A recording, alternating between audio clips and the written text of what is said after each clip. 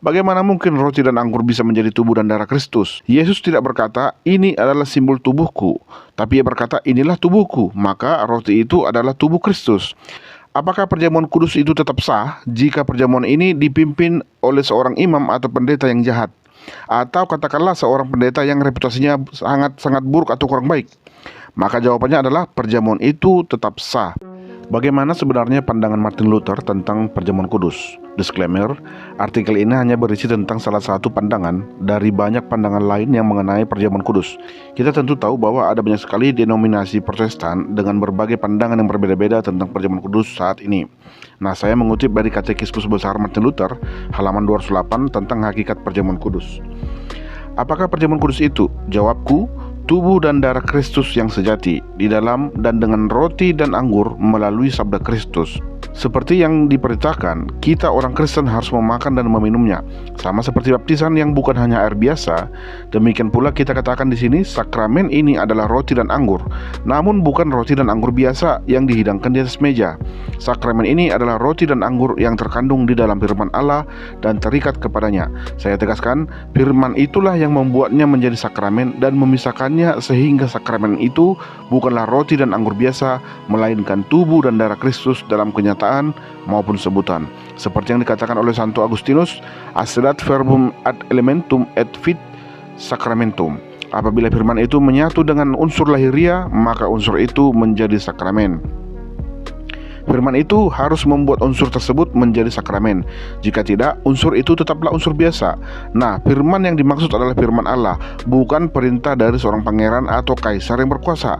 Setiap makhluk harus bertekuk lutut di hadapannya dan setuju dengan apa yang telah disabdakannya. Lalu bagaimana kita menjawab pertanyaan dari orang-orang munafik yang berkata, bagaimana mungkin roti dan anggur bisa menjadi tubuh dan darah Kristus? Jawabnya mudah saja, inilah sabda Kristus, ambillah, makanlah, inilah tubuhku.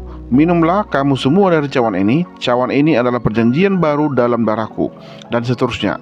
Kita berpegang erat pada kata-kata itu.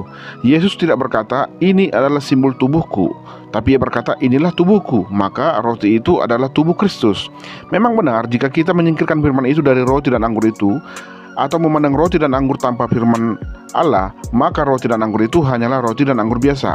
Tetapi apabila kata-kata itu tetap melekat seperti yang dimaksudkan dan sebagaimana mestinya, maka roti dan anggur itu benar-benar dan sungguh-sungguh adalah tubuh dan darah Kristus, seperti yang dinyatakan dalam kata-kata itu. Sebab apa yang disabdakan oleh Kristus tetap berlaku sampai selamanya, dan ia tidak berdusta atau menipu, sehingga kata-kata itu adalah benar. Oleh sebab itu mudah saja menjawab pertanyaan yang sering ditanyakan saat ini. Apakah perjamuan kudus itu tetap sah jika perjamuan ini dipimpin oleh seorang imam atau pendeta yang jahat? Atau katakanlah seorang pendeta yang reputasinya sangat buruk atau kurang baik? Maka jawabannya adalah perjamuan itu tetap sah.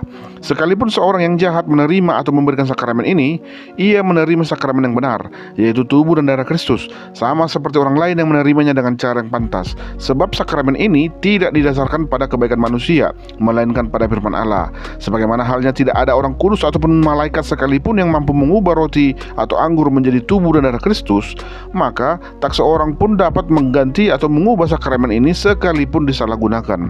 Sebab firman yang telah mengadakan dan menetapkan sakramen ini tidak akan menjadi keliru karena seseorang atau karena kurangnya iman.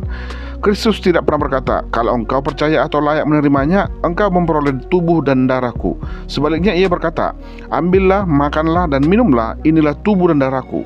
Lalu ia katakan, perbuatlah ini.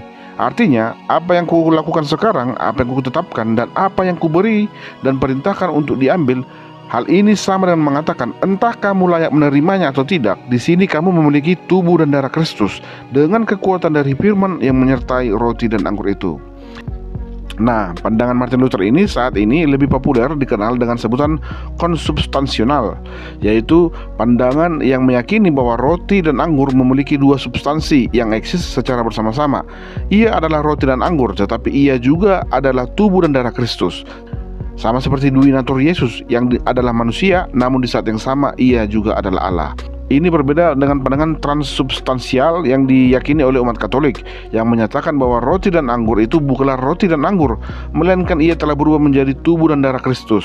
Dengan bahasa sederhana, yang kita lihat adalah roti dan anggur, namun sebenarnya itu bukan roti dan anggur, melainkan adalah tubuh dan darah Kristus. Nah, pandangan konsubstansial ini juga berbeda dengan pandangan simbolis yang banyak diyakini oleh gereja Protestan lain, yang mana mereka meyakini bahwa roti dan anggur itu bukanlah tubuh dan darah Kristus, melainkan hanya simbol saja, simbol dari tubuh dan darah Kristus. Demikian.